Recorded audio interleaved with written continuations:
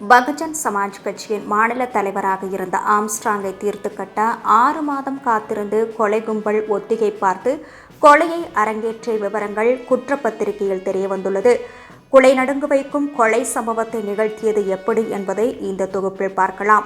Armstrong கொலை வழக்கில் 30 பேர் மீது குற்றப்பத்திரிகை தாக்கல் செய்யப்பட்ட நிலையில் 28 பேர் கைது செய்யப்பட்டுள்ளனர். கைதான திருவேங்கடம் என்கவுண்டரில் சுட்டுக் கொல்லப்பட சம்போ செந்தில் மற்றும் மொட்டை கிருஷ்ணனை காவல்துறையினர் தேடி வருகின்றனர். இதற்கெல்லாம் தொடக்க புள்ளியாக இருந்தது ஆற்காடு சுரேஷின் மனைவி பொற்கொடி எடுத்த சபதம்தான். 2023 ஆகஸ்ட் 17 சென்னை பட்டினப்பாக்கத்தில் வைத்து கொலை செய்யப்பட்ட ஆற்காடு சுரேஷின் கொலைக்கு உடந்தையாக இருந்ததாக கருதியே அடுத்த ஓராண்டிற்குள் ஆம்ஸ்ட்ராங் கொலை நடந்துள்ளது.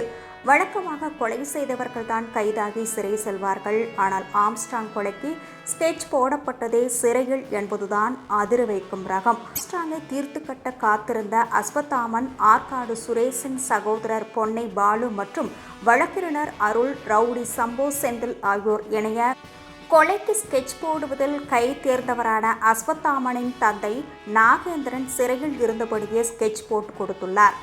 அதன் பிறகு கச்சிதமாக கொலை திட்டத்தை அரங்கேற்றுவது எப்படி என இந்த கும்பல் பலமுறை ரெக்கி ஆபரேஷனை செய்த தகவலும் வெளியாகியுள்ளது.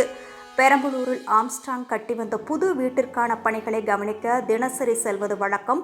அந்த பகுதியில் ஒவ்வொரு நாளும் என்ன செய்கிறார், அவருடன் யார் யார் இருக்கிறார்கள், பாதுகாப்பு அம்சங்கள் என்ன என்று ரெக்கி ஆபரேஷனில் கண்காணித்தனர். ஆள் நடமாட்டம் உள்ள பகுதியா, சந்து பகுதியா, உடன் இருப்பவர்களின் எண்ணிக்கை எவ்வளவு என்றும் நோட்டமிட்டனர். வாய்ப்பு கிடைத்தால் நொடி நேரத்தில் எப்படி வெட்டி சாய்க்க வேண்டும், எப்படி தப்பிக்க வேண்டுமென 6 மாதங்களாக இப்படி அங்குலம் அங்குலமாக ஆராய்ந்து ஜூலை 5 கொலை சம்பவத்தை அரங்கேற்ற முடிவெடுத்தனர். படுகொலை செய்வதற்கு தேவையான கூலிப்படையினரை ஏற்பாடு செய்வது, நாட்டு வெடிகுண்டு கிடைக்க செய்வது ஆகியவற்றுடன் 10 லட்சம் ரூபாய் வரை பண உதவியும் செய்துள்ளார் சம்போ செந்தில். ஆனால் எந்த ஒரு இடத்திற்கும் நேரடியாக செல்லாமல் மறைமுகமாக இருந்து கொண்டே திட்டத்தை செயல்படுத்தும் தனது வழக்கமான பாணியை இதிலும் பின்பற்றியுள்ளார். தங்களின் திட்டம் வெளியே கசிந்து விடாமல் இருக்க செல்போன் தொடர்பு எண்களின் IP முகவரியை கண்டுபிடிக்க முடியாதபடி VPN தொழில்நுட்பத்துடன் உரையாடல்கள் நடைபெற்றுள்ளன.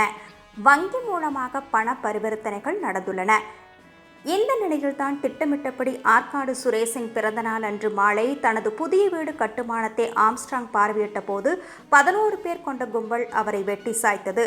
பெரம்பூர் வீட்டருகே உணவு டெலிவரி செய்யும் நபர்களின் நடமாட்டம் அதிகம் இருக்கும் என்பதால் அவர்களைப் போல டி-ஷர்ட் அணிந்து கொண்டு கொலையை அரங்கேற்றினர்.